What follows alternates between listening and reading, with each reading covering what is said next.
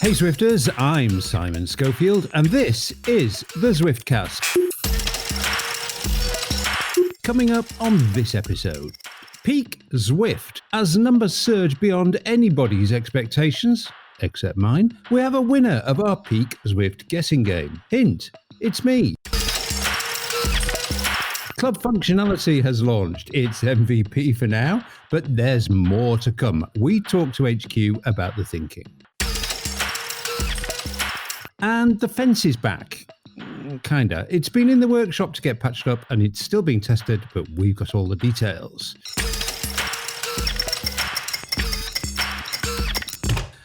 Well, really, there's only one place to start today, Shane Miller. I suppose the case of champagne you sent to congratulate me on my glorious victory must have been held up, I don't know, some global crisis or something.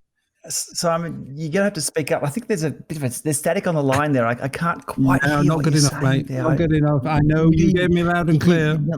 Oh, gee, that was a response such as the WHO responding to Taiwan the other day. So let's move on to the next question really quickly. Well, I mean, I can see you're upset. I mean, you would be, wouldn't you? I mean, who wouldn't be really, being so comprehensively trounced? By about, was it 10,000? 12,000. I was off by 12,000. When was 12,000 our peak? That was only last.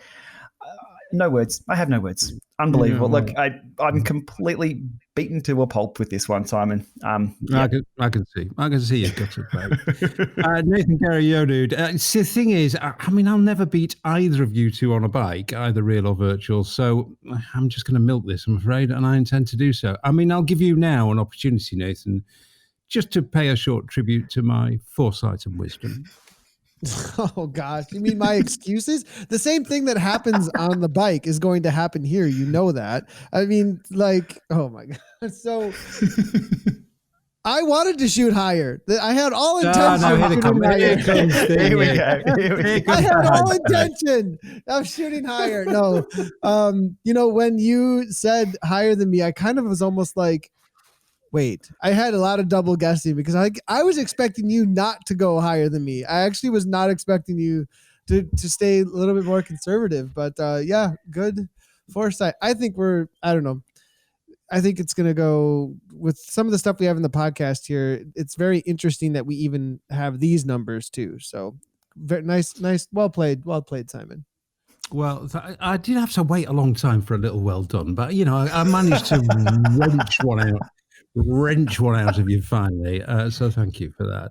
I mean, we knew it would be big, and I think I proved that, boys. But Peak Zwift is an absolute beast. I mean, we are seeing huge numbers now at the weekends. Looks like the weekends are the new Tuesday. Sunday saw more than 28,000 concurrent riders. I think I might have sent you two a couple of private messages pointing this fact out. And I'm not reopening the Peak Zwift guessing game because once you've won, you won. Am I right? But I do think it's worth a few moments of our time wondering just how high it can go. Unofficially, obviously, that train has left the station and I was driving. Shane, there's bound to be a lag as people get set up, and I still think America is a bit behind the kind of global lockdown trend. So I think there maybe is more to come, although just a few hours ago, the traditional surge on a Tuesday wasn't as big as it was the previous week or indeed the weekend. So when might be a better question than how big? What do you think? Have we actually seen peak Zwift? With the current state of the world, we cannot predict anything. Everything is turned upside down. Even in Australia, it's the right way up, which is upside down, which is the normal way, which is crazy time. We don't know. We really don't know. But those numbers we saw climbing the other day, look, in the past with those peak numbers, I was a bit meh, whatever, and I was watching everyone's game. But when it hit 28,000, I'm like, hang on. I think I tweeted out at 26,000. And Matt Rowe he did the length of riders if you placed them end to end, with 24,000, I think, the other day. And I've tweeted him with like, how far is 28,000 riders, end to end? And then I was screenshotting and I got sucked into the game.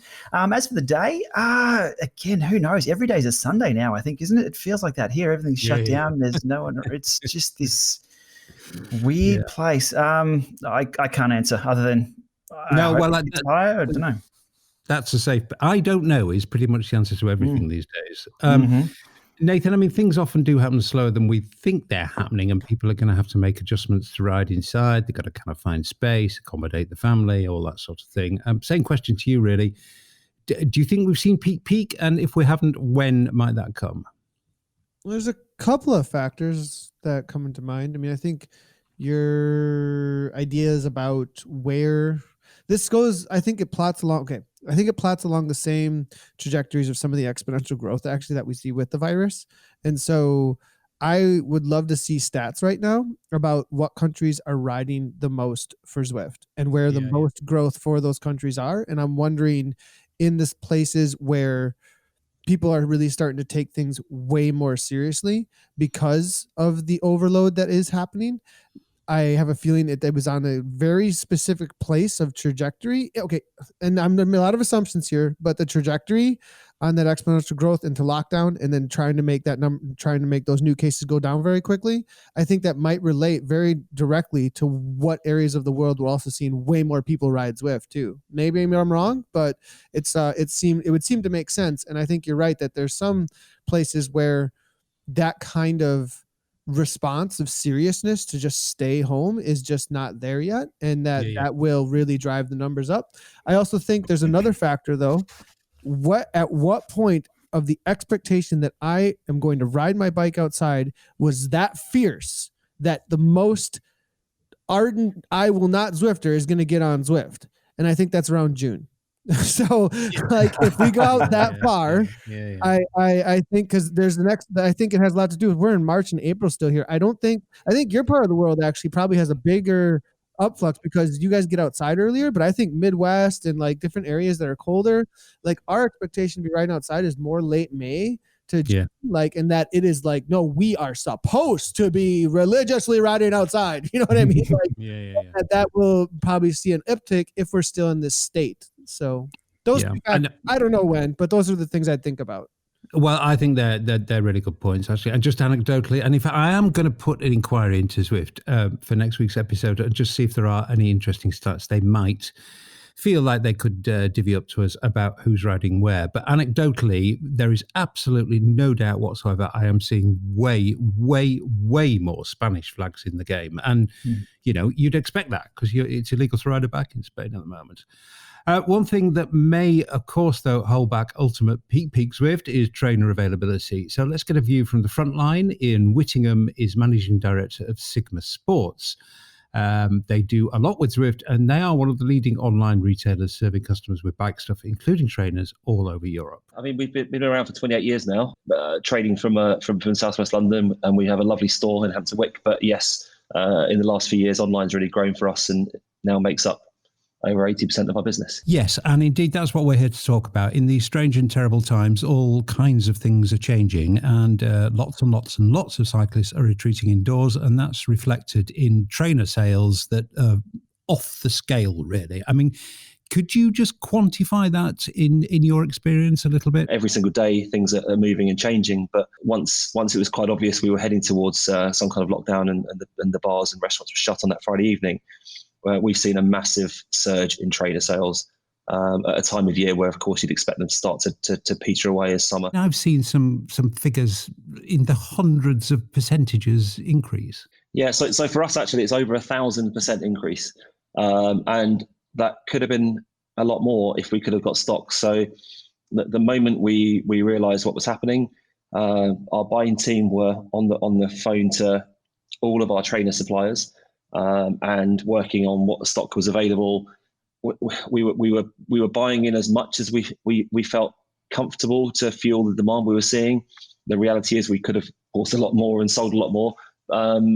We've also then resorted to fly to working with Wahoo to fly in supplies from Taiwan, where we'll take a significantly reduced margin, but it's really about keeping our customers kind of active throughout this period. So now we have stock of certain lines. Pretty much anything we can get is selling out, but we're now starting to see some bigger gaps appearing in supply lines, where we might be looking at 3 or 4 weeks until some of the popular models come back into stock again. And obviously, who knows at that point what stage of we'll be at with government advice and lockdown, etc. The future is never easy to predict and is close to impossible at the moment. Did you see, Ian, these huge sales take off across all price points, or was it particularly high-end stuff or particularly low-end stuff? We haven't really sold, if you like, cheap turbo trainers for a long while. We've seen demand for £200 turbo trainers that aren't smart, i.e. that can't interact with an online platform such as Zwift, really drop away. So we really didn't even think about ordering too much in that level. The reality is we've seen turbo trainers from every price point sell, but very much it has been fueled by the smart trainer side. So trainers from kind of £600 and upwards have been literally selling as fast as we can get them. But actually, we're now starting to get some big drops of the new Wahoo bike, which is retailing for £3,000, and we'll have stages next week. And again, we're selling everything we can on that front, and we're talking about in the hundreds of those kind of bicycles as well. So it really is across every price point. So I think people to look to make sure they can stay active at home. And finally, and looking into the crystal ball, which everybody is trying to do at the moment, I mean, it's pretty murky. On stock, I mean, do you think the suppliers are going to be able to continually restock, or are we going to be getting into a famine situation? We're already seeing that now. So Wahoo is our biggest brand. There's three big sellers: the £1,000 Kicker, the £700 Core, and the £500 Snap. And all of those now for us are out of stock and will be till May. It's not strictly true. We have an air shipment of Core trainers arriving in the next couple of weeks, and they're all pretty much pre-sold. So after that, yes, we are looking at May before we'll get any more from Wahoo. But we have got Tacx continually coming in, another big seller for us. We've got Elite just about sold out now, and the issue there is that Elite's factory is right in the heart of the Northern Italy outbreak, so there's nothing coming out from those guys for a while.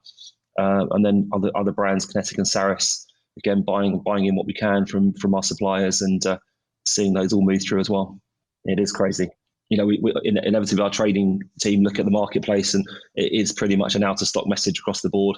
But yeah, if you want a smart trainer, my absolute advice would be to get it on pre-order. A really good insight from the inside of the business there. Very, very grateful for that, Ian. Thanks very much indeed for your time. My pleasure. Shane, obviously that's only the UK, but I think it probably reflects a European picture. As Ian said, if you want to get a trainer to start using tomorrow, it's already too late. And if you want to get a trainer to start using in 3 or 4 weeks, you better hit the buy button.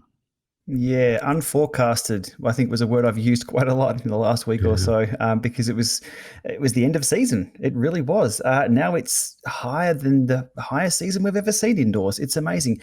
In Australia, I'm not really closely linked to any retail, but I do keep an eye on a few websites, and I'm clicking around to see what's popular and what's out there for people. Not a lot is the answer. And people are now looking left field, or slightly left field anyway. I think one of the sleeper trainers that is still available around the place is the Feedback Sports Omnium trainer, which is a roller, really small portable roller. You see it at cyclocross races all the time. It has a front fork mount, so it's compatible with anything. It's not a smart trainer, but it gives you a progressive resistance curve. I think the Omnium trainer will sell out soon, but they are still in stock, and resale of those is going to be quite good because they're so popular with cross races. So if anyone wants a hot tip, if they can't find a trainer of any type, have a look at the Feedback Sports Omnium. Handy little unit. Good tip. Very good tip. People may well be improvising if you can't get a kicker. Okay, well, let's see how that one goes. Just worth a few minutes here, I think, on how Zwift itself is adapting to the virus crisis and the massive surge of new users. We saw a little of that in the update that dropped a few days ago. Nathan, dropping the level requirements to get into the jungle and climb the Alp, that was a good move, I think. Yeah, I mean, all MMOs do this, so they adjust to the market. So will never be a place, well, I don't want to say this about Zwift, because Zwift, I think, is pretty ardent that we will never be selling levels or drops or whatever in extra money. They've been very upfront about that. But World of Warcraft changed its tune, and eventually you could buy levels. They changed their tune on how quick you could get experience so that you could go play with other players that you want to jump in with. And so there's a reality that you want to do the same experiences with your buddies who got you on Zwift, and there's a lot of complaints coming in. It just makes sense. Let's make it a little bit easier to experience more of Zwift, because more people can be riding, and they're gonna be riding more than they usually would because you can't really go outside. So I think it's a great move to make things more accessible right now to all the people influxing because they want to go check out all the. And also, I think there's another motivation though. These are crammed spaces now. Like we have enough road. To Llama's point, the amount of people in a line right now is like a conga line nonstop. So if you are closing roads, that kind of makes it like the people have less place to go to, like kind of just not just have people on top of each other. So that might have some motivation with it too. Yeah. No, good point. Excellent. God, you make some very good points this week. I need to beat you in games more often. Shane, you've got some kind of level lock hack, I think. If it's not too complicated, could you deliver that for us, my friend? Yeah, look, those level locked areas were always available for people if they were to join an event that goes through those areas. So if you were to join a group ride or a race or something that goes up the Alp and you were at level 1, you could still get into those areas. It's effectively like having a friend let you in the security door at their complex or something like that at work or in the building you can never get access to by yourself. But I got to thinking, if you were to create a meetup yourself and then maybe have it on one of those routes and ride it maybe by yourself, that's effectively like doing a group ride or a workout or on the same thing. And I thought, oh, do I do a video on this or is this a bit too sneaky? But I think if a newbie comes along in his level 1 and can figure out how to do a meetup and ride it themselves, I think they deserve to get to that area anyway. So I'll have a test of this next week. I think it's fire and ice would be the route to do by yourself. So have you tested this? You haven't tested it? No, this is all theoretical science. There's no reason it should. Yeah, how do we know that? How do we know the level lock doesn't apply to a meetup at level 1? Well, we don't. We need heads. I'm just theorizing. But if somebody makes a meetup on your behalf Correct. and invites you to it, then you can just ride with them. That's the theory, yes. But what if you were only level 1 or level 2? But I think if somebody's that deep into it and got the companion app and got it all hooked up and inviting, that level? That's not a hack. That's just in the game. Like that's one of those that's like free. It's free. It's like free reign because it's right there. Like I'm level locked, but Zwift left it open. Well, sorry, the door was open. Like kind of a thing. Well, I call it a workaround rather than a hack, I guess. Yeah. But hack was too strong a word. But we use hack for everything now. No, we hack making a cup of coffee these days. One of the things, Shane, that I think, obviously none of us three will ever be aware of this, but I think the onboarding process has been adjusted a bit because there were aspects of that were a little confusing, Shane, before. Yeah, opening up a new account, and I did this a few months back. I had 2 people here in the Llama Lab wanting to ride together. One was a level 4 or 5 Zwifter, and one was a brand new account. We wanted to ride together. They couldn't because the first rider or the brand new account had an onboarding process where when you logged in, you were presented with a completely blank screen. All you had was the world. There was no heads-up displays anywhere. And he had to ride forward for then things to pop up, and there was a little pop-up box and things happening. And it wasn't the standard Zwift experience that someone who's seen Zwift before or seen their friends on Zwift expects. So if you're brand new to Zwift, it's probably okay if that's all you've seen. But if you've seen some live streams that Nathan's done or any of the content that I do, you want to log in and see the same thing. It's presented a little differently. And we see that with the grouping of newbies on Watopia at the moment. They are hilarious. It's where Zwifters are born. Was it 300 meters to go or 400 meters to go there on Watopia? I think it's the very intense segment. They all pop up on and ride off. All of those. It's very intense in that area. It's where everybody's got little words on the side saying something. And I'm just like, Ohio. There's some deep inside baseball jokes there for sure. It can be a little confusing. But yeah, so just watch out for the onboarding process. If you're getting people set up and on Zwift for the first time, they'll need to start riding before they can be presented with everything as expected. Yeah. But I think it has been tweaked. I think it has been tweaked to make it easier. And certainly they've also tweaked it so that you can customize your avatar before you turn a pedal in anger. Except today. Yeah, well, we'll get to that later. Yeah, I like it that you can identify where the noobs are now. Like that's like that. It's like the idea of Zwift was like, oh, we'll create this curated experience, and like the experience was like, well, now we know where these guys are. We can just like and what they look take like, advantage of. Like we can just these are the because in World of Warcraft you can go in camp places for low level people and kill them, right? So like now we know where they all are. Like we can go get them and harass and confuse them. Oh, that is awful. It's like the new kid in school, isn't it? You stand out if you dear. Anyway, we said last week we're going to be nice to news Zwifters. Well, I did anyway. Okay, well, HQ has also tweaked its social media messaging, pointing people more often to content like yours, Shane, which helps with basic setup, as well as features that are seeing increasing demand like group meetups. That's a good move, I think.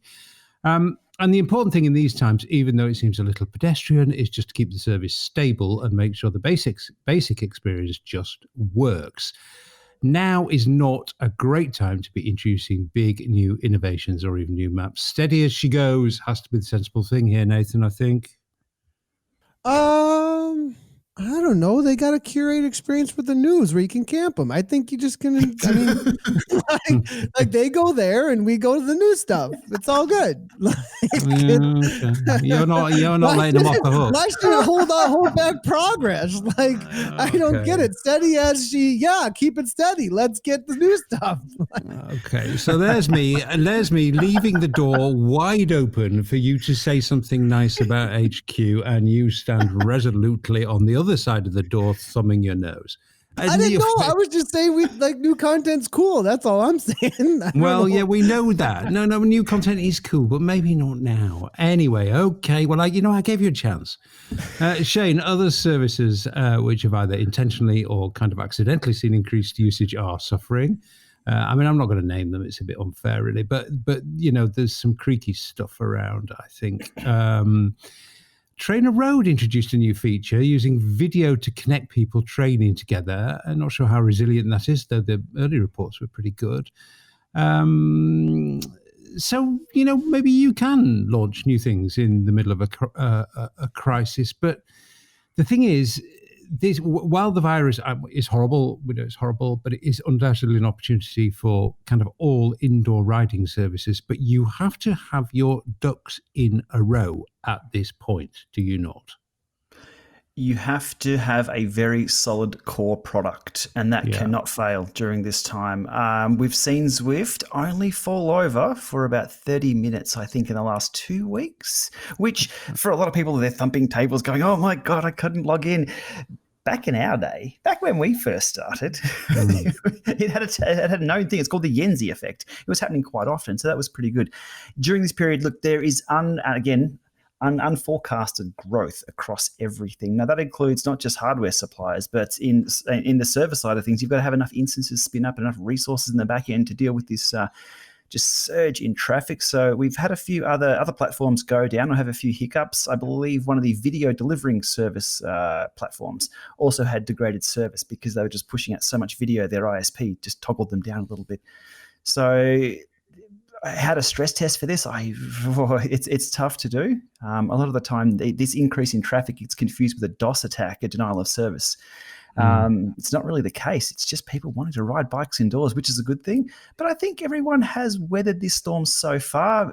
Again, the unknown is how big is this storm and how long is it going to last? Yeah. But Zwift has done well. To be fair to them, they have done really in maintaining actually an excellent service. I mean, I saw a few isolate. Well, there's always since the update, this has gone wrong. I mean, you see that every time. And actually, I've also had 2 huge Bluetooth dropouts, and I never get them. I mean, I just never, ever get them, and they were actually rather annoyingly during group rides. But I don't think that's a Zwift thing. I just think lots of technical things are kind of wobbling a bit at the moment, but Zwift hasn't been.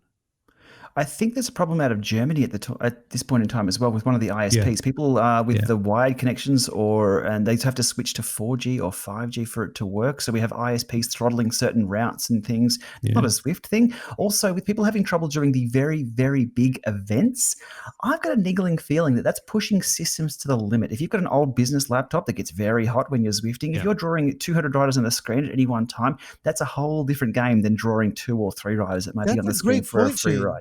So with the dropouts, it's not necessarily Zwift service, it's the local end. And if you have internet dropout, everyone will disappear, but you're still riding. If you're having dropouts locally there, again, 99% of the time, it's local. So check your system stats, do a system clean, get yourself an Apple TV 4K, make sure it's nice and cool. You should be good to go. No, that point though, Shane, is really because I've seen a lot of during broadcasts right now where people are disappearing that I don't think are on Zwift, that it's actually their system is not used to seeing writing so many things actually. And maybe that's what I'm wondering. It's just a conjecture, but there has been some disappearing more often than usual lately. Because one thing we don't remember, or I keep forgetting every single time, is that every instance of Zwift is an independent world created locally, and that's then synced up over the internet. So if there's 28,000 people on, there are 28,000 virtual instances of Zwift running on people's machines that all have to sync up. So if there was an issue with Zwift, everyone's typically affected, and that's with the logins that we see, or everyone will disappear. But what we see, just one or two riders disappear, or one or two people. Or I'm exaggerating. Zwift only grab the nearest 100 though, so that they don't have to write so many. Yeah, correct. But at these times right now, what's different is it's people's systems are being pushed like never before. Yeah, and then they keep on popping in though, and new ones keep popping in as you go through them too. So then it has to keep writing them. So I think that's right. A rule of thumb, which is a very, very good one, is that if people think it's a problem with Zwift, it nearly always isn't, and it's nearly always a local problem. And check your setup. Okay. Sorry. Go ahead. Go ahead, my friend. Speaking of overloads, and to praise Zwift, like they have done an amazing job, because even the streams almost didn't happen today on Zwift Community Live because Restream thought they were being DDoS. They're saying they're being DDoS, but now when Shane said this today, I was like, maybe people are just getting bored and looking for something to do. Or they're just getting so many requests for streamers to stream because they just got all of this extra time that they just can't keep their service up. So we almost didn't have streams today. So that's interesting. So anyways, a lot of people being affected. Yeah, in the pipelines and the architecture of the internet, there's definitely some wobble. Okay, let's hear from HQ. The fence, a popular feature which helps massively to keep group riders under control, was withdrawn a few weeks ago when it got super buggy. Zwifters have really, really missed this feature, never more so than now for obvious reasons. Well, it's back. It's had some repairs done, and although it's still being tested, it has been enabled on selected events. Let's get some detail. Well, astonishingly, a debut on the Zwiftcast to Wes Salmon. So Wes, from HQ, I think you better introduce yourself. Let's have your job title and then tell us what it means. I am a game designer by title, but at Zwift, that means I do a lot of things. I do a bit of product design, clearly a bit of game design, a little product management, basically anything that needs to get done to make things move through the system so we can deliver Zwift is what I try to do. Absolutely. And of course, you were a Zwifter well before you joined Zwift. Oh, yeah. So back in 2015 is when I first discovered Zwift through a unfortunate incident on the road. I managed to convince my wife that instead of buying a cyclocross bike for the winter, I should spend twice as much and get a new computer, a Wahoo kicker, and a big TV for the garage so I could ride indoors. And it turned out to be the best thing ever because I've been a longtime gamer, and before I got back into riding bikes, I was a huge World of Warcraft fan. So I spent tons of time spending hours and hours playing games with friends, both near and far.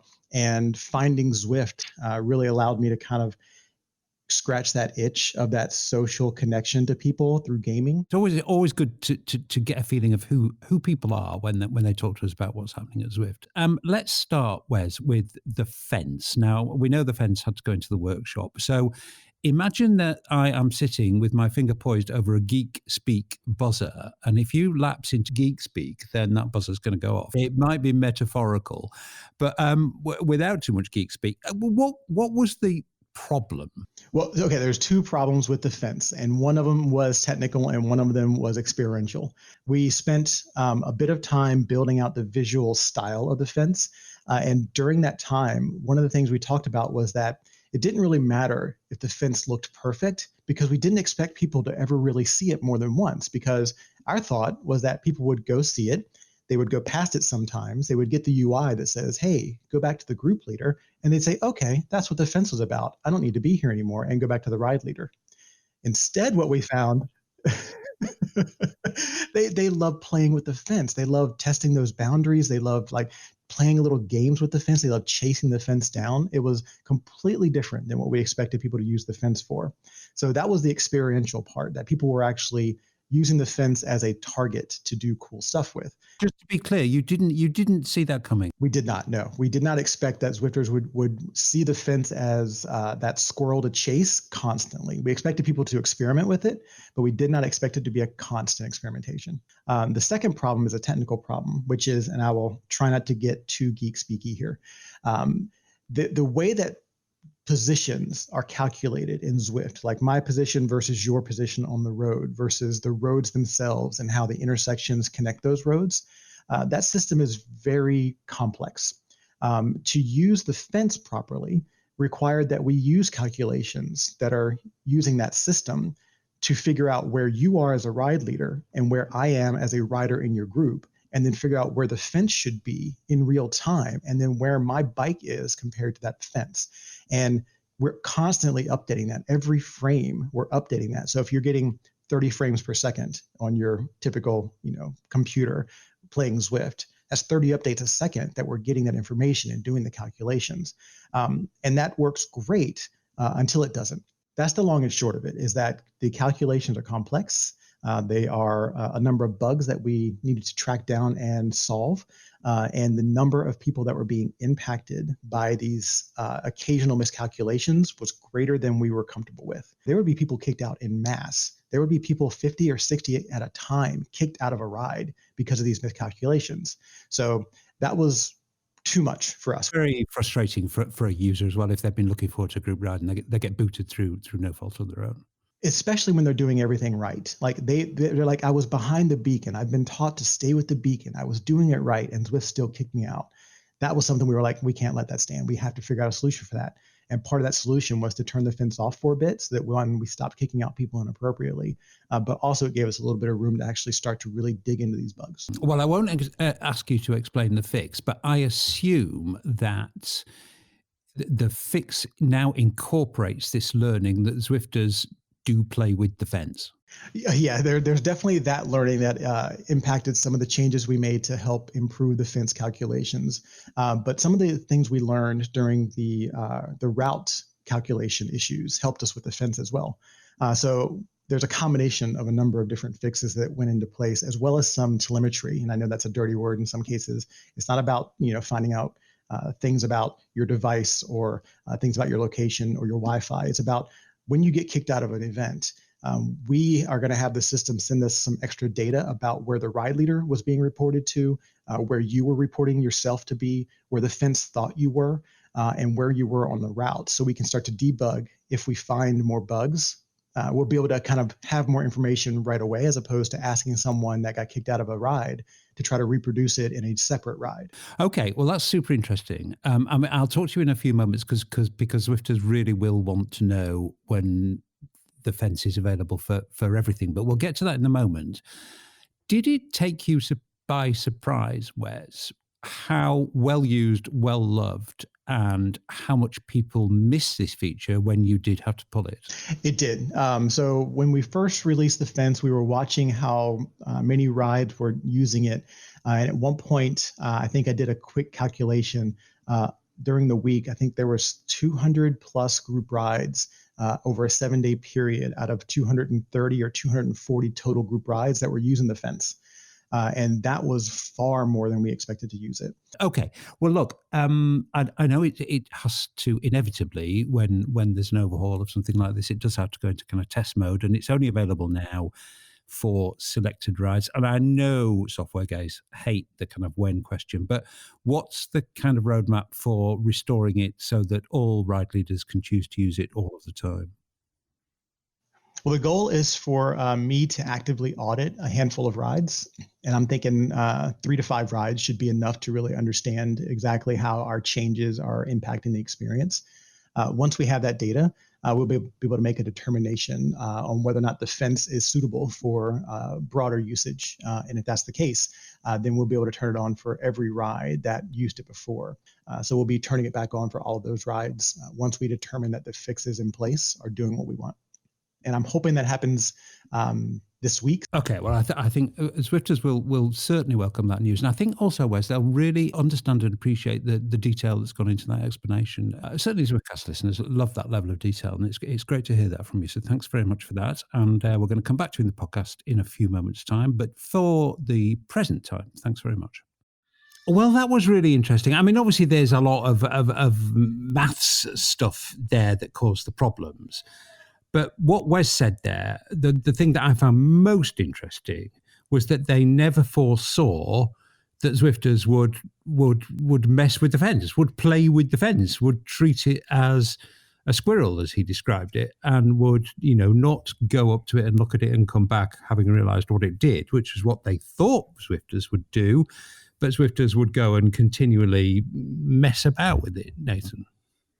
Well, this is interesting because when I first saw the fence, the first thing I thought was, what can we do with that thing? It's just amazing to me that and this is what we've been saying the whole time, it feels like, is that at least as a community, we want to play a game. We want to play a game, even those who don't think that they're talking about playing a game when they start talking about what to do with power-ups. They're actually talking about how do I want to play the game? And that when something that could be a gamified experience introduces itself, they were like, whoa, let's play with this thing. What can we do with it? And then of course, Zwift wasn't thinking they were going to do that, because Zwift continued to seem to think that people don't want to play a game. And then I'm like, well, it kind of shows you these guys want to play a game because the thing is a game immediately the moment you give them something. So anyways, I just find it kind of ironic is all. But I also find it really entertaining. And I still want to figure out how we can create elimination races specifically with the fence, which people did. Actually, people kind of did that anyways with it. So, which is fun. Yeah. Interesting, isn't it, Shane? The law of unintended consequences, or Murphy's law, or whatever particular law you want to apply to this. Stuff happens that you didn't think would happen, and then that has consequences. Welcome to the Zwift community. They are one step or one fence ahead, always. Yeah, absolutely. Anyway, it was really good to hear from Wes. I love that level of detail, and I think, as I've been saying forever, I just think Zwift needs to do more of that. Just explain. Tell us what's happening. And more from Wes later in the podcast, importantly, about the new club functionality, which is launched in a limited form and only for some users. We will explain more on that shortly. Okay, well, I need to say this. It's become a truism, but, it's worth repeating. This virus is terrible. You don't need me to repeat that. There's an awful lot of people suffering in it. It's awful. I've got to say that just because, perspective. But there are a few positive aspects, and one is an absolute flowering of creativity online as we all struggle with this difficult new world. One which has amused me no end is the Tour de Quarantine. It's a brilliant spoof on bike racing, and you can find it on Twitter and everywhere else. It's gone mad. So basically, a guy called Brad Sona has got a hold of footage of people cycling in a park. I think it overlooks his apartment, basically, or his apartment overlooks the park. And then he's gone ahead and he's added bike race style commentary and sound effects. It's absolutely brilliant. Here's a flavor. Welcome back to the 2020 Tour de Quarantine. It's stage 5, and God knows how long this thing is going to last, so let's enjoy it while it does. Over. All right, live images on course. It is very, very good dog in the lead today. The incredibly cute dog sitting in the basket on the front. But Guy in the orange, again, wearing the Neon Leaders jersey today, starting to move to the front. Now, he's maintaining the 6-foot social distancing now, but this guy's a natural-born killer. He can't help it. He will make the pass eventually, and this is it. Guy in the orange moving past. Very, very cute dog, and here he goes. Oh, and a look over the shoulder. What a savage. How could you do that to such a cute dog? Guy in the orange is cutthroat at the Tour de Quarantine. Guy in the orange is going to be just too strong as he will win stage 5. What a day at the 2020 Tour de Quarantine. And the very, very cute dog is absolutely cracked. She left it all out there today. And here he is, the man himself, a work of unmitigated and unmatched genius. Brad, congratulations. Wow, thank you very much. That might be the best review I've gotten of this thing. I don't believe that. I mean, it must have picked up some traction. We are all in need of two things. One is bike racing, and the other thing is a good laugh.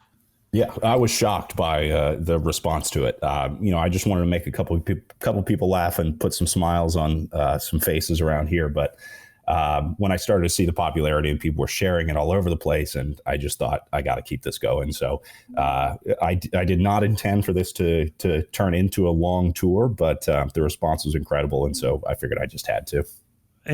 Honestly, it's just great. It brightens up my day, and I'm sure it brightens up everybody else's day. I'm guessing your day job is not unrelated. It is not. I'm a commentator here in the United States, so I do a bunch of bike races here in the U.S. And a lot of TV production as well for some of the races. So it was kind of a natural fit, although I will say this is a little bit outside of my normal zone. There's normally a TV truck and staff and stuff like that. So the one-man band is a new endeavor for me. Yeah, well, everything's new to everybody right now. That's right. The kind of droll nature of the commentary. I mean, it's humorous, but it's not funny, clever. It's got a real unique style. Did that kind of just happen by accident? Yeah, I think that kind of reflects my natural humor style. I'm a pretty dry commentator. My voice definitely lends itself to a more play-by-play style of commentary. And so it just kind of fit naturally. That's how I tell jokes. And so I kind of tried to translate that into Tour de Quarantine. Yeah, well, it sure works really, really well. So just the place where it's shot, is this like your local park or? It's right outside my apartment window, actually. Yeah, I was just sitting there one day. We had gone into lockdown, and I watch people ride on this bike path every day. I watch them ride back and forth while I'm sitting at my desk. And I saw a couple what could have been good races, people riding close, and I thought, oh, that'd be fun to add some commentary. And so it started with just commentary. I was just going to record video and then do some commentary, and then I'm sort of a tinkerer by nature, a perfectionist, if you will. And then it was, let's add some graphics, and then let's add some sound effects, and then let's add replay. And it's just kind of snowballed from there. So now we've got a telestrator, we've got full results and timing, and it's been crazy. Yeah, the translations of the interviews are really funny as well. There's such a great spoof, and the helicopter sound effect, that takes it up to another level. Yeah, it's amazing how comforting the helicopter sound is as a cycling fan. It's something that you just, when you hear it, instantly you're watching a bike race. And so, yeah, that was a no-brainer for me. Absolutely. Well, it's a great, great, great piece of work, Brad. I've got one last question for you. Your tip for the win? That's a tough one. Nobody knows how long Tour de Quarantine is, and nobody knows when this thing's going to end or who's going to be there at the end. So, Lady on the e-bike has been looking pretty good, but we all know the batteries only last so long. So we'll see if she can get to a charging station before the final few stages in the mountains. Is very, very cute dog out of it now? Very cute dog is never out of it. Never count out very, very cute dog. You never know what can happen. That's the beauty of the sport. Listen, congratulations, mate. You have lifted many, many, many people's spirits, and I hope the Tour de Quarantine lasts as long as you want it to. It's great, great fun to watch. Anybody who's not seen it, it's like everywhere now. It's on YouTube, it's on Twitter. Just hit up Tour de Quarantine in any search engine. You'll find it. Great work, Brad. Really good work, fella. Thanks a lot. Thanks for having me on. Shane, have you seen it? I have indeed. It was one of those things I saw pop up early on, and I thought, oh, what is this? I'll just watch it anyway. I spat my coffee. It was hilarious. But the stages as well, I'm on the edge of my seat. It's exactly what we need at this time. It's an absolute laugh. I highly recommend it. Everybody go and find it. It'll make your day. Yeah, no, it's really, really, really well done. I noticed actually on the latest stage, or it might have been a couple of stages back, Nathan, he's introduced a character called Zwifter. And I think because you can't identify a Zwifter from just riding a bike. Well, maybe you can, because the characteristics he's given what the guy he calls Zwifter are that he can't ride his bike. He can't handle his bike outside. And never forgot to take a turn. Yep. Have you seen it, Nathan? Oh yeah, I have a comment on stage 9, freaking Zwifter, because to go along with freaking hackers, like in a like, what is his problem? He couldn't turn his handlebars to go the right way, and he lost the stage. I mean, come on, Zwifter. So I had to get in there because my little avatar on YouTube is me in a Zwift shirt, so I had to say something about the stupid Zwifter. You know, what is he doing?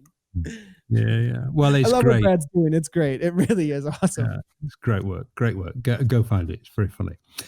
But I do fear it's all the bike racing we might see for some time.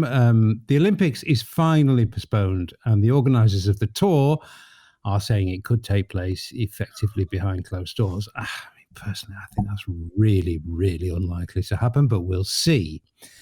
But as far as Zwifters go, the Olympic announcement could be the really significant one. Zwift CEO Eric Min as good as confirmed that the next big Zwift map, new Zwift map, would be set in Tokyo in some kind of collaboration with the Olympics. And with the Olympics now postponed, is this still going to happen? Well, who knows? I mean, Zwift may not know. It must be causing some pretty heavy head scratching at HQ. Shane, I mean, what would you do in this? And these guys, we give them a hard time sometimes, but they do have to make some tricky decisions sometimes. I mean, what would you do in these circumstances? Press ahead with the new Tokyo map, as we're now going to call it, because that's what we think it is, or just put the whole damn thing on ice? No, put that one on ice, pivot pretty quickly to maybe throwing some gravel trails in, or working on the meetups or club functionality for Zwift, which everybody is screaming for right now. The reason being is you'll lose all the hype, all the excitement, all the newness or freshness that they would get out of the course if they release that this year, and the Olympics isn't until next year, because in 12 months, everyone's going to say, meh, we know the course. But if you release that course within, say, 4 weeks out, or sometimes they release them very close, 2 weeks out, there's a lot of excitement, a lot of press coverage as well, but no one's going to cover a course that's already out anyway. No, but it does depend on the development timeline. If it's already done, maybe just have it for special events every now and then as a teaser, but there are higher priorities right now given the current state of the world. Yeah. I mean, the thing is, Nathan, every business has to adjust to this new world, and Zwift, of course, is no exception. And a lot of businesses will see big projects that they've spent ages and ages and ages working on suddenly no longer relevant, or something they've got to be postponed or even cancelled. I'm not saying that this new map would be, but I think Shane's right, actually. Don't you? There will be no advantage in releasing a Tokyo map anytime soon. Yeah, I do see this across a lot, like you said, of other businesses, and some of them who are trying to salvage are doing a good job. Others are kind of like a leaking ship, and it's like, no, just pivot. And I agree with Shane, actually, that this is an opportunity to not feel the pressure of a course that has something to do with an in real life event. I think that development has gone on the back burner in some places in years past, specifically to serve in real life events on Zwift. And it's put pressure on the dev team to not do things that have to do with the core product. And that now we have an opportunity to actually focus directly on the core product, because now people are Zwifting inside and not paying attention to things going on outside. So why don't we focus on the thing going on actually in the game inside? And there's a lot of opportunity here, I think, to put a lot of dev work that would have gone into the creation of a new UCI Worlds, the creation of Tokyo, like those kind of things. Now we got all this extra time, use it for awesome stuff for Zwifters, and not this mixture of in real life and Zwift. Yeah. Well, there we go. That's them told, isn't it? That's you told, HQ. Sorry, now you know what. That was good. Now you know what. I agree.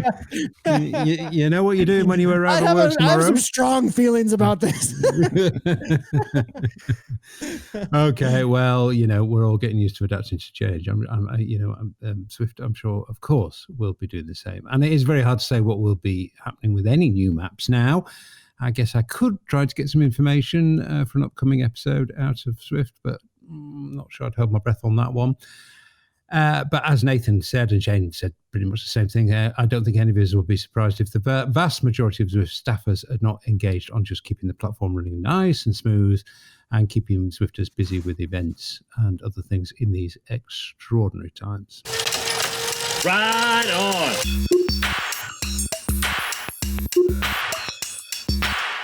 Okay, well, despite much effort devoted to onboarding newbies and keeping things stable, there are new things happening, specifically club functionality and the UI update. Next week's episode, if the Zwift UI rollout schedule stays where it is, we'll have a big in-depth feature on the new style user interface, so tune in for that. But the very first version of Club functionality has launched. It's MVP, or Minimum Viable Product, and it's the baby of Wes Salmon at HQ. We've heard from him once, so let's hear from him again. He's headed up development of Club functionality, so let's get down and dirty with the detail. So welcome back to Wes, who's going to explain where we're starting with Club functionality. And I think, Wes, welcome back, by the way, I think it's fair to say it's starting fairly small. So why don't you just start by explaining where we're starting and why those decisions have been taken in that way? Yeah, no problem. So basically, we've been working on clubs now for about a year. As we've learned by building clubs and having internal betas, there are some features that we built that we wanted to make sure hit a certain level of quality. And those features typically in software development become the first ones to get cut from a MVP, because your goal with your MVP is to get a core set of functionality out to users so you can start to understand how they use the product. So you're able to pivot away from things that you thought you may want to do, but the use cases are showing you shouldn't do, and vice versa. Things you never thought you should do start to show up in that MVP because people are using it in a way that you never anticipated. There's been so much organic creation of clubs from the Zwift community that for us to think that we know what clubs needs to be right off the bat would be silly. So by giving a base foundation of features, we're hoping that the clubs will help educate us on the things that they find most valuable so we can make sure that we can service those larger needs for the clubs properly. Right now, the way clubs is going to work is that we are creating a Club Jarvis. The goal is to bring on the beta users from the original Zwift beta back in 2014 and 2015 to help us with this first launch of clubs. And these users are going to help us flesh out the feature set, but also load test the actual system to make sure that we have the capability of managing large clubs, because there are a number of clubs that we expect to have 5, 6, 7, 8,000 users when we launch their club. So the club features will be pretty simple. It allows people to organize their rides so that they can ride for a particular club. And by riding for a club, that means that your stats and your contribution to that club come from the ride. During that session, you're officially riding for Club Jarvis. So your mileage, your elevation, your calories, your time spent, those will all go to credit Club Jarvis. Let's say there was a competition between two clubs, say who could get to 1,000,000 miles first. Well, that would be how you would go about doing it. You would ride for your club and contribute to your club. And you could do it in free rides, you could do it in workouts, you could do it in group rides, you could do it in races. You can do it however you want as Zwift. So that gives you the freedom to continue to Zwift how you want as Zwift, but also creates that social connection with others where you're contributing to a common goal or a common purpose. I mean, it's analogous in some ways to a kind of Strava club, really, or even, going back to analog times, the kind of pinboard on the wall of the local bike shop, who climbed the most meters this week or who rode the most miles. Oh, very much so. We're not trying to reinvent something that doesn't already exist. We're taking a lot of the learnings from how Strava clubs works, how Garmin's Connect clubs work, and how people behave in their weekly weekend ride regarding their contributions, where that shared experience results in something bigger than they could have done solo. As you specified there, the kind of pool from which these testers are going to be drawn is the original beta riders on Zwift, and all the Zwiftcasters are in there, and probably a few other familiar names to Zwifters. I think people will accept, Wes, that it has to be tested in this way. You just can't launch this to, multiple thousands of Zwifters all in one go. It's got to be tested methodically. Oh, without a doubt. Do you expect just a little bit of pushback from people who are not going to be in this club, or is that just something people have just got to tolerate, really? Oh, I totally expect it, that's fine. That's fine. If people didn't want to be in a club, I'd be sad, because that means we're building something that people don't want. So the idea that someone is really excited about clubs and is disappointed that they don't get to be a part of the first beta club, that helps the team realize that We need to be methodical in how we test and scale this up so that we can ensure a certain level of quality experience for users. Now, you know what I'm going to ask you, because this will be the first question that pretty much every single Zwifter in the world asks. In fact, they already ask it on a very frequent basis. And clearly this feature is not in the first iteration. But, and I'm not going to ask you when, but just talk us through the whole I want my own club kit thing. I mean, is that ever going to be able to work within clubs? What are the technical difficulties around it? Is that a realistic aspiration? So yeah, club jerseys are very hard. And right now, the way Zwift is growing and the amount of organizations that are trying to get into Zwift in an official fashion, getting custom club jerseys for all of them does not scale. Every club jersey that gets put into Zwift comes to us in a number of different ways. Oftentimes we'll get a PDF file with 4 sides of a jersey that one of our game artists needs to sit down and replicate pixel by pixel. That's time consuming, very time consuming. That's time that these game artists could be building new dinosaurs or new roads or new buildings or other props that everyone in the Zwift ecosystem would benefit from. So it's a hard trade-off sometimes to say that we could have 5 artists spending 8 hours a day creating club jerseys. And some of those club jerseys would be seen by 100 people. Some of them would be seen by 10,000 people. But if we have those same artists building a world, that's seen by almost all people. So those trade-offs are really tough. So what we're trying to figure out with clubs is how do we give organizations a way to, in the game, brand themselves in a way that is uniquely identifiable, but doesn't come with the high costs of an artist painstakingly recreating a real world jersey so it can be put into Zwift. I was going to say, can you to an extent automate this process or at least simplify and automate? That's kind of one of the goals. So if you think about like how most of the Facebook clubs that exist today for Zwift, how they originated, and from that, you spawned a number of amazing brands. That can still be the way things move forward. But if we give tools to the user to allow them to create those brands in a way that lets us automate the jersey creation, then everybody gets something of value out of that. We get less time spent by an artist painstakingly recreating a jersey from a PDF file or a Illustrator file. And users get a little bit more control over their own identity in the game without having to have a large club to support it. Again, I think that level of detail will be really appreciated by Zwifters. Probably the other huge question that I'm sure will arise early on in the gestation of the development of the club process is I want to put my own event on without having to email someone and ask permission. Again, is that on the kind of early priority roadmap? Oh, without a doubt, especially most recently where the platform has seen a huge spike in usage. That comes with a huge spike in requests for people to ride together. And the calendar can only have so many events before it becomes completely unmanageable for a user to understand where can I find the things I care about, because there's a ride every 5 minutes. So part of the goal with clubs is to allow the club members to create their own events, mainly the club owners specifically, so that only the club members see those events. So you don't have a calendar that's just chock full of every single event that's available to every single Zwifter. Yep. No, I can see how that's going to work and work very well. And presumably you're going to tell me that is like a ton of work and we're just going to have to be patient. It is a ton of work. We've been working on it since we started clubs because that was one of the main goals. Because quite honestly, much like the artist issue with jerseys, our events management team doesn't have the bandwidth to manage the amazing amount of events that are coming in every single day. And the amount of changes to the existing events is already something that we're struggling to keep up with because there's a constant churn with the weekly events. And stuff as simple as changing leaders and sweepers or changing the world or the route you're going to do for your weekly ride. That stuff is still a manual process.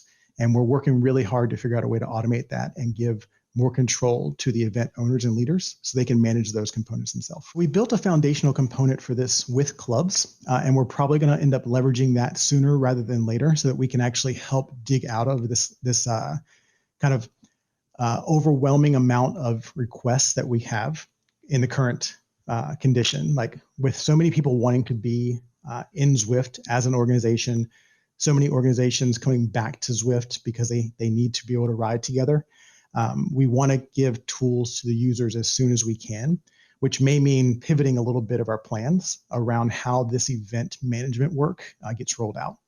So I'm hopeful that things will be coming in a bit quicker time frame than we had originally planned for that. But of course, dates are always hard in software.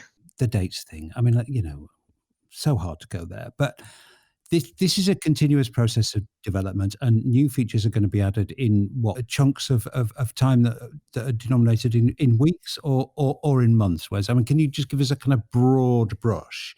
We're shooting for weeks. So one of the problems we have is that there's multiple components that we need to have aligned before a feature can start to show up for users. There's client availability of the builds, so their game client that they install on their PC or their iOS device or their Android device.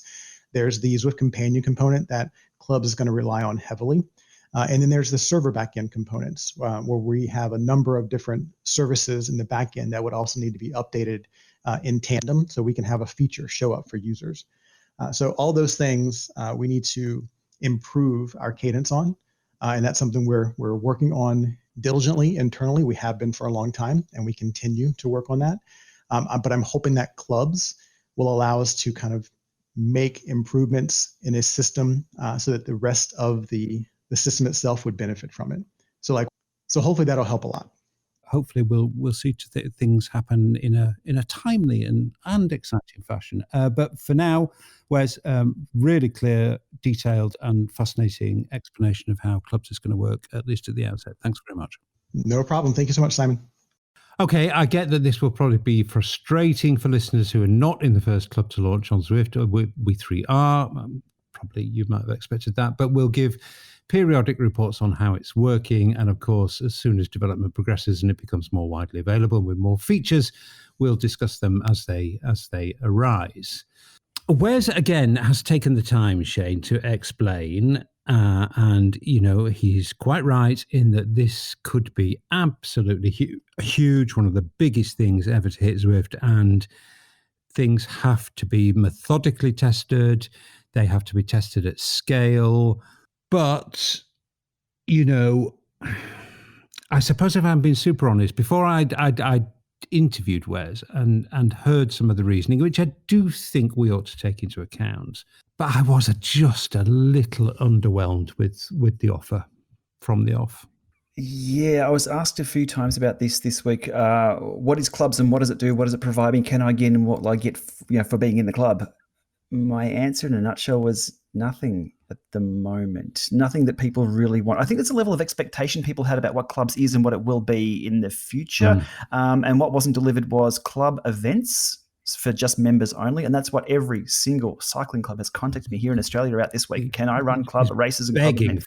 That is the one thing everybody wants. And I think that was a massive expectation. I'm not sure if Zwift set that. Somebody can correct me, I guess, over on Zwift listeners, Zwiftcast listeners, if that was the case. And also custom kit people wanted. Now, there are major hurdles and technical issues with the custom kit, TTD being one of them for the gamers of us. That needs to be managed carefully. Yeah, look, I've got to say it's a bit of a letdown. I like the framework. I like what's there. We just need club events. I'm totally okay with them controlling how many clubs are in game and them assigning club managers. That's absolutely fine. It's going to be a slow rollout. But we just need events right now to showcase what's going to be, to get everyone excited about what's coming. And this time frame has to be soon. I think we're seeing there was nothing really set in stone, was there, given for timeframes of when these events will be out and multiple clubs be added. Everyone wants this. Well, he was talking in the interview, I asked that specific question and it was like, well, are we talking days, weeks or months here for big new leaps forward? And Wes did say weeks, but we want hours, we want days, we want minutes. Well, we do.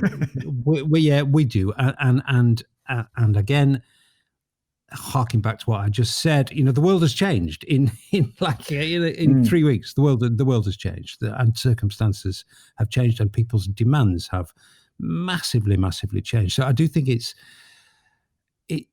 unfair to expect businesses to suddenly do something wholly different as a result of very recently wholly differently changed circumstances.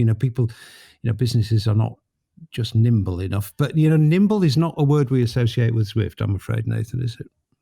No, that is true, and I wish it was going to be a little bit more. But also, there's a reality that there is a lot going on right now. Minimal viable product here. I'm kind of okay with it. Like, I like beta products. I'm okay with that. I like products that are testing. I like products that are that way. My aim is more at the whys. Like, why are we doing it like this, or why are we doing it like that? And one thing that really I like the model way better is what I saw in World of Warcraft or other MMOs with guilds, which is essentially a club, and anybody could make a guild who got 2 signatures from other members to show that there were people who were interested. And the fact that you can't just get together with your buds to have your club and design your own jersey after putting a certain amount of investment in, and you couldn't just make a guild and get all the perks. Like, you had to level up the guild and get more and more perks, but anybody could, like, me and 2 guys or two people could just get together and we're going to name it whatever we want. Like, what's holding that back? I'm wondering. And what's the motivation there? And I'm kind of like, it doesn't. Yet. But there's an important qualifier here, I think, Nathan, which is yet. I mean, but that's not what I'm hearing, though. Like, so anyways, yes. But I'm wondering, I would just really I'm looking to encourage that model, because the control of clubs, once it's a thing, and how much control is being put out there rather than letting it be out in the wild, I don't think that's a good idea. Let's give them a bit of space. We've got to give them a bit of space. And there are some very strong arguments for making sure something that is going to be really big is really rock solid and really robust right from the very beginning. And that's clearly the path they've chosen. And don't get me wrong. I absolutely love clubs. I'm all about it. Like, and I think it's amazing. I think you're 100% right, Simon. I think it's one of the best features that we can have on Zwift, 100%. And I'm just like, what's the shiniest diamond rather than the best cut diamond than just a really awesome diamond, so that's all. Okay. All right. Well, clubs is a thing that's happening. Now, some things that aren't happening, at least not anytime soon. I'm going to preface this with a short snatch from a popular beat combo who were quite big in the late 1980s. I'll probably get into terrible copyright trouble for this, but here we go. Believe the hype! Don't believe the hype! Don't believe the hype! Don't believe the hype! Rowing is not coming to Zwift anytime soon. There were some updates in the code in the latest release, but that's for internal testing purposes. To introduce a whole new sport at this time just does not seem wise, which is why Zwift aren't going to do it.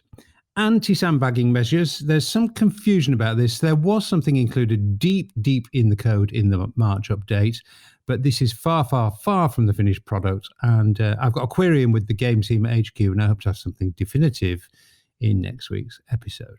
In the meantime, believe the hype! Don't believe the hype! Don't believe the hype! Don't believe the hype! Don't. Okay, challenge news. Boys, we have failed our listeners. We must hang our heads in deep shame, and we must adjourn to the naughty corner. It's all gone quiet over there. My mea culpa first. I have not ridden up the Alp on a mountain bike like I said I would. Here's my excuses. There's several of them. To be honest, I've been enjoying riding the Tour of Autopia so much that event has pretty much dominated my Zwifting in recent days, actually. I've also been really enjoying the group social rides, again, for the obvious reasons of fun and community in these difficult times. I've had one kind of must-do workout per week from my coach on top of this, and all of that, to be quite honest with you, leaves my energy bank in a state pretty close to overdrawn. Plus, weekly Zwiftcast, they don't make themselves, It's a pretty strong excuse lineup, fellas? So the Shane versus Nathan mountain bike race on the steering course challenge thingy, that's not happened either. So let's have your bomb-proof, watertight excuses. Mine were pretty good. Nathan, go. You think yours were good? I was laid up on the couch wondering if I was going to live, okay, Simon? No. I still am like... I haven't been riding at all actually since we spoke, and I'm really sad about it. Like, I was going so well, and it's not like I'm not going to still be going well after the rest. Obviously I needed the rest the last time I raced, I think it was like last Tuesday or Wednesday, and afterwards I couldn't even pedal, and I was like, maybe I went too far, and I might have gotten a little bit into overtraining rather than and caught like just a regular cold, but it freaked me out. It honestly freaked me out because it was in my throat, it was in my lungs, but I didn't have a fever, and I had a really runny nose, which is not, those two symptoms tend not to be COVID. So I was like, okay, well, I'm probably fine, but I've been just laid out trying to rest and then just making sure ZCL keeps running. So I think that excuse is okay, right? Acceptable. Yeah, it just creeps in. Shane, you're no doubt going to give me some nonsense about making 20 million videos or something. Yeah, I've been busy, but I'm just going to throw shade at you guys for fun. So, Simon, you've been farming XP points by doing the Tour of Vitopia. You were on level 15, was it last week, Simon? Level 16 or something? You're almost due to unlock those socks. Yeah, you'll get them next week. Keep going, mate. You're doing well. And Nathan's laid up with the coronavirus. Come on, man. You can still pedal a bike. It only affects your lungs and everything else. All right, this MTB compassion. Shane, this MTB challenge, whole nother level now. Here we go. Well, I think that's the kind of levels of compassion we associate with the Australian character. Shut up and get on with it. Okay, well, and we are going to get on with it. I mean, I don't know when now, actually, but this is going to happen. I'm going to make it happen. Okay, well, we saw some news that could be a very significant break this week. The Tour de Suisse is going to be run virtually on Rouvy, in partnership with Velon, the group that unites a number of the biggest World Tour teams. This just a marker, actually, to say we're going to discuss this on next week's episode. I think this might have quite the impact on Zwift's eSport ambitions. But before we go off on a riff on that, based on no knowledge or no information, I'm going to try to get to talk to someone from the eSports side of Zwift, and even see if they'll come on the Zwiftcast and talk about this and other things. So let's hold that one till next week. Okay, well, Nathan, you were super excited last episode because Jeremiah Bishop, the fabled mountain biker, was on your stream. Let's just hear a little bit of that. Well, you're young enough that you were inspired by him to get into mountain bike racing, seeing another attack going up the road. So it's actually Bishop. It's Bishop. It is our man, right on cue, Jeremiah Bishop, going to string this one out. Okay, so just a quick race resume for you as we get an in-screen shot of Jeremiah. Jeremiah's been top 10 at the World Championships in the cross-country and back in what was a very high level of competition back in the mid-2000s. So his credentials, he's a Pan-American gold medal winner in his career as well, Nathan. So, Nathan, that was pretty cool. Yeah, it was awesome having him on. And I liked his style. It's what I remember in racing with him and watching him race, and he just gives it. Like, I remember being at Mount Morris Pro XCT here, and the guy just went off the front right from the get-go, didn't care, rode a regular mountain bike style, and what if he was finishing first, he was finishing first. Otherwise, he was blowing up. And that's kind of what he did in our race too, which was awesome to see. And it was cool to have his kid in the background showing up in costumes. What an awesome family experience. His kid's back there in like a stormtrooper suit dancing while dad's there hammering away on stream. All the people are like, that was the best Zwift streaming moment ever with that kid. That's just great family humor. It was a full-on dirt moment. Dad's and Sideriders training with the pro athlete. How much with Dave Toll in the background. Well, how much better of a stream could you get? So if you haven't seen it, it was a ton of fun. It was great. It was a ton of fun.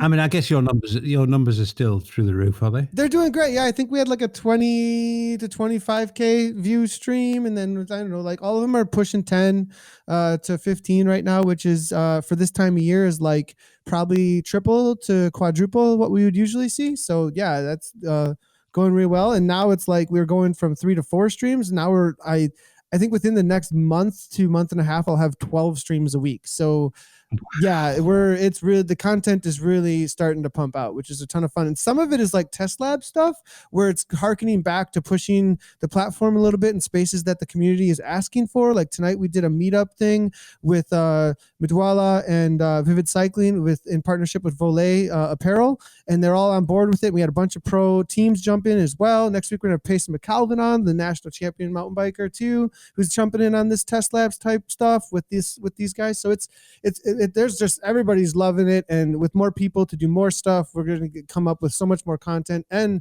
seeing what we can do with the platform, like the fence. So awesome. You are building an empire there, my mate, in Wisconsin. You are building an empire. Shane, more stringent lockdown measures introduced, I think, in Australia over the past few days. It's just got even tighter here, if it was possible, in Spain as well. But I guess you, like me, are just keeping on. Yeah, extremely busy times here. I think I've done a video every single day for the last 2 weeks, I think it is. March has been crazy busy, but it's all about what I do. I'm just trying to help people out have the same experience that I do, get excited about it, like all of us do here on the Zwiftcast and all the listeners. There's a virtual world we can ride and escape in just for a little bit, maybe for an hour, maybe 2 hours, or if you're crazy, Nathan puts it in erg mode for 3 hours or 4 hours or whatever that was. But if you're that excited, I want to get people on board and just helped out. That's just what I do. It's going really well. What you're talking about Spain there, very interesting. My traffic is up from Spain. It really is. Because people can't ride outdoors. So to be able to have that service, so doing little tiny things like getting my videos transcribed properly into English, proper. I'm Australian, forgive me for that. So they can then translate them better. There we go. There's some English. All the little things like that, just making sure my older content is just there and polished and being able to find with decent search terms and things like that. But it is going crazy. So it's good. It's good in that respect, but for the wrong reasons. Oh, and we've got little Maxie here. You can probably hear him screaming in the background too. He's been awesome this week. A bit ready for his breakfast or something. You may, as the go-to guy, be getting some comments perhaps later on today as people wake up, certainly in this hemisphere, and say, what's happened to my Zwift? April 1st. Now, I was going to put a tweet out saying, can we cancel April 1st this year? Because whilst we want to laugh, there's just so much crap in the media that, is it really time to have a joke or have a laugh? Absolutely there is. Zwift's implementation of the April Fools have been pretty cool in the past. We've had Fire Wheels last year. We had Paperboy the year before. We had Trikes, I think, the year before. That's been a bit of fun. This time, though, they've messed with the core game experience. Now, you kind of don't do that. And in their own words, we don't want to touch the core game experience during peak season. Well, they've done exactly that. They've gone back to the 80s, but not only for the kit that we wear. They've locked our kit in. They've locked the bikes in. They've locked the socks in. We're in tube socks today. And they've locked the screen into this VHS fuzzy kind of degraded mode that, and as soon as I saw this, I've gone, oh no, I know it's going to happen. So I've made a video super quick. I put it out on the YouTube and blasted it everywhere just to remind people that it is April 1st. And if they're logging in and their screen is looking fuzzy and looking weird, don't reinstall, don't raise a support ticket. Support is going to be underloaded at the moment. I'm quite sure that the support staff at Zwift are going, oh God, because at the moment they'd be under massive load. Now, today, they're going to be under even more as people think it's their machines that are screwing up. Two sides of this. Sorry, as Max screams for his dinner. If you're a gamer and you like the gaming side of Zwift, awesome, fun, bit of fun, that's great. If you're using this as a serious training platform, which a lot of people do, it is really annoying. It has polarized people. Bold move for the April 1st. I think it's a bit of fun, but I've just spent a lot of money on a brand new gaming machine, and in 4K, it looks like dirt. I'll wake up tomorrow, it'll be fixed. Yeah, well, short-lived. I must say, I think it's just a fraction ill-judged. Nathan, your take? I logged into New York, and I liked the New York look. As it was kind of pixelated a little bit, it had these like pixel bikes. So I don't know if that was a different experience on New York specifically. And then I went over to a meetup on Watopia, and I really disliked the old Zwift, the 1988. Like if it would have been fine if it was kind of a little bit more chill, but it kind of felt like I was back in workout mode on a feature I could turn off because it pissed you off. You know what I mean? Like, so like, that's just a little bit too much. Like you can't really see what's going on. It was just a little bit too disorienting in my opinion. So that's all. But I mean, it's over in one day. I'm not like too bothered by it. I just get my workout in. But the other thing, I just got an update like just now. Like, and I had already been on Zwift earlier today. So I don't know what just went down that I had no idea was coming. I've just installed it myself here. It's only the Zwift executable, so it'd be a very, very small bug fix just to bump the number for something, quite possibly for the auto flagging of, was it Thomas again who got flagged? That might be what it is. I would not be surprised. I would not be surprised. That's a high priority, I would think. Those kinds of things. Okay. Well, they will be over in one day. I must admit, I'm not sure that the Zwift support team are going to thank whoever's idea this April Fool was, actually, because I just think it probably will actually confuse people, particularly new Zwifters. Okay, well, that's a bit of a downer note to end on, isn't it? But never mind. We say what we think here on the Zwiftcast. That's hopefully why people listen to us. And there we go, boys. Another one has literally flown by. Shane, you're dashing off to lead a GP Llama group ride. I'm milking more XP points on the tour of Watopia Makeup Ride. Did I give you shade about that? I apologise. I'm doing the same myself. Yes, I'll be kidding up for just a few moments. We're on webcam here, so I haven't taken my pants off and put my Nicks on just yet. I'm pleased about that. Okay. Well, we'll talk some more. Simon doesn't know how to respond to that one. No, I don't. No, I don't. No. Pants talk always makes me nervous. Okay, that is it for this episode. We look forward to talking to you and with you both next week. Thanks, fellas. Cheers, guys. Thanks. Cheers, boys. Let's do it again. Usual reminder time, the Zwiftcast is supported by Zwift, but we decide what goes into the podcast, not Zwift. Thanks for listening. See you next time.